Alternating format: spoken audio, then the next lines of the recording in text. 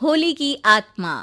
बचपन से शहर में रहने वाला मनोज इस साल होली की छुट्टियों में अपने गांव दुर्गापुर वापस आता है, जहां उसे देख पूरा गांव खुशी से झूम उठता है। जब गया था तब इतना सा था और अब देखो कितना बड़ा हो गया है। हाँ सरपंच जी, जब मैं गया था तब आप भी बहुत जवान थे और अब देखो कितने बूढ़े हो गए हैं आप। चलो चलो बढ़िया है। बच्चा घर वापस आ गया। इसी खुशी में आज रात पार्टी होगी। क्या बात है, गांव में भी पार्टियां होने लगी। वैसे अगर पार्टी की बात है तो आज क्यों सीधा होली पार्टी करते हैं। होली पार्टी की बात सुन चहल पहल में अचानक सन्नाटा छा जाता है, जिसे देख मनोज को कुछ अजीब लगता है। लेकिन तभी सरपंच बात पलट देता है। अब बहुत देर हो गई, चलो सब अपने घर चलो, पार्टी के बारे में कल सोचेंगे। मनोज भी मम्मी पापा के साथ घर आ जाता है, पर होली पार्टी और उस पर पूरे गांव की खामोशी वाली बात अभी तक उसके जहन से निकलती नहीं। पापा, होली पार्टी की बात पर सब चुप क्यों हो गए थे। अरे होगी उनकी कोई अपनी बात। मुझे गांव की पंचायत ही थोड़ी पता है। थक गया हूँ, चलो सो जाते हैं, कल बात करते हैं।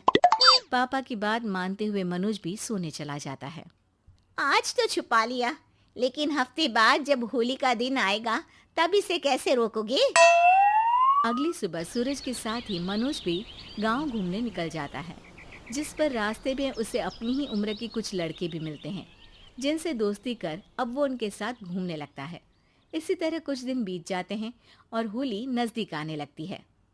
दोस्तों, होली में 4 दिन ही बचे हैं, पर गांव में उसकी कोई तैयारियां क्यों नहीं दिख रही। क्योंकि यहाँ होली नहीं मनाई जाती। अरे पर ऐसा क्यों। वो राजा भूषण। अरे तुम 4 दिन के लिए आए हो, क्या इतना सोच रहे हो। चलो कुछ खाने चलते हैं। इसी के साथ एक बार फिर होली की बात को टलते हुए देख मनोज को शक होने लगता है। वो घर पहुंचते ही इंटरनेट पर अपने गांव और राजा भूषण के बारे में जानकारी निकालने लगता है। क्या? मुझे आज तक ये नहीं पता था। ऐसा कैसे? किसी ने मुझे कुछ बताया क्यों नहीं? सारी जानकारी लेने के बाद मनोज गांव वालों या अपने मम्मी पापा से कुछ पूछे बिना खुद ही उसकी सच्चाई के बारे में छानबीन करने लगता है, जिसके चलते वो राजा भूषण की हवेली में पहुंचता है। वाह, क्या हवेली है यार। पर क्या यहाँ सच में कोई भूत है? हेलो भूत जी, कोई है क्या? हम इस साल गांव में होली सेलिब्रेट कर रहे हैं, क्या आप उस पर थोड़ा इंटरव्यू देंगे? मनोज के ऐसा बोलते ही गांव में तूफान उठ जाता है और हवेली में रखी सारी चीजें हिलने लगती है। एक अदृश्य शक्ति मनोज को धक्का देकर हवेली से बाहर निकाल दरवाजा बंद कर लेती है। ये सब देख मनोज हैरान रह जाता है। क्या अभी मुझे हवा ने धक्का देकर बाहर निकाल दिया? मेरे होते हुए इस गांव में कभी होली नहीं मन सकती, इसलिए दोबारा ऐसी कोशिश भी मत करना, अंजाम बुरा होगा। आवाज सुन मनोज हैरानी से इधर उधर देखने लगता है, पर उसे कोई दिखाई नहीं देता। वो गांव वापस आ जाता है, जहां तूफान की वजह से सब कुछ तहस महस हो चुका होता है। आखिर ये तूफान आया कैसे? ना ऐसा कोई मौसम था और ना ही हमने होली का त्योहार मनाने की बात की थी। सरपंच की बात पर कोई रिएक्शन दिए बिना मनोज चुपचाप अपने घर चला जाता है। इस तरह देखते ही देखते होली का दिन भी आ जाता है और मनोज रंग लेकर गांव में निकल जाता है, लेकिन गांव पूरी तरह खाली होता है। अरे त्योहार का दिन है, धूमधाम की जगह मातम क्यों मनाया हुआ है? मनोज की आवाज सुन सब अपने घर की खिड़कियां खोल के घर के अंदर से ही उसे वापस जाने के लिए कहने लगते हैं, पर वो किसी की नहीं सुनता। तुझे पहले भी समझाया था, अगर होली खेलने की कोशिश भी की तो अच्छा नहीं होगा। अरे बात मान लो बेटा, तुम्हें सच नहीं पता। मुझे सब पता है। सालों पहले इस राजा ने एक अंधविश्वास फैलाया और आप लोग आज तक उसे मानते आ रहे हो। अरे बेटा, जब तुम पैदा भी नहीं हुए थे उससे भी बहुत पहले से इस गांव पर होली का श्राप है। अगर गांव में होली का त्योहार मनाया जाता है तो प्रलय आना पक्की बात होती है। राजा भूषण इस सब में नहीं मानते थे और त्योहार मनाने लगे, जिसके चलते होली वाले ही दिन पहले उनके बेटे की और फिर उनकी मृत्यु हो गई।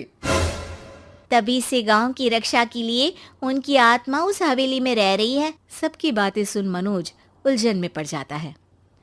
सोचना भी मत मनोज, अगर तुमने इस परंपरा को तोड़ने की कोशिश भी की तो उसका परिणाम इस गांव और गांव के लोगों के लिए अच्छा नहीं होगा। मुझे भी यकीन नहीं हो रहा कि आप लोग एक बेतुकी बात को मानकर सालों से रंगों के त्योहार को मातम की तरह मनाते आ रहे हो। मनोज किसी की कोई बात ना मानते हुए पूरे गांव में रंग बिखेर देता है, जिसके तुरंत बाद वहां तूफान के साथ बिजलियां गरजने लगती है। अचानक मौसम में ऐसा बदलाव देख जहां मनोज कंफ्यूजन में आ जाता है, वहीं गांव वाले डर से सहम जाते हैं।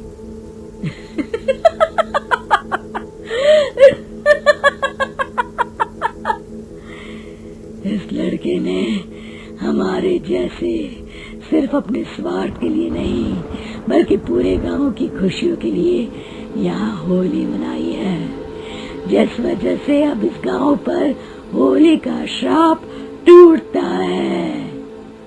ऐसा बोलकर राजा का भूत वहां से गायब हो जाता है, जिसके बाद गांव के लोग धूमधाम से होली मनाते हैं।